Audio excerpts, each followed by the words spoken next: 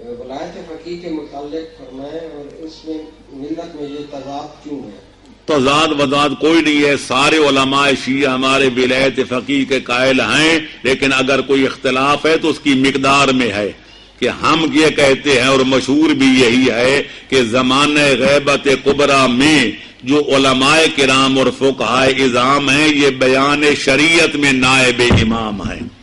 اب شریعت کے مسئلے انہوں سے پوچھنے ہیں، حلال و حرام انہی سے پوچھنا ہے، باقی جو ہیں شریعت کے احکام عقائد وغیرہ سب علماء سے رجوع کرنا ہے جو ایسا کہ امام زمانہ فرما کے گئے ہیں۔ لیکن ولایت فقیہ اس حد تک نہیں ہے کہ جو اختیار نبی و امام کو ہے وہ ہر عالم کو بھی حاصل ہو جائے، ہم اس کے قائل نہیں ہیں، اگر کوئی ہیں تو تھوڑے ہیں، اس سے ہمیں اختلاف ہے۔ امام تو کسی کی بیٹی کی شادی کرنا چاہے تو باپ سے پوچھنے کی ضرورت نہیں پڑتی، کسی کو غلام کو آزاد کرنا چاہے نبی تو اس کو مالک سے پوچھنا نہیں پڑتا، لیکن فقیر کو یہ حق نہیں ہے۔ ہم لڑکی کا نکاح پڑھیں گے تو باپ سے پوچھیں گے، ہم کسی کے غلام کو آزاد کریں گے تو مالک سے پہلے پوچھیں گے، ہمیں وہ اختیار نہیں جو نبی و امام جیسی معصوم ہستیوں کو اختیار ہوتا ہے۔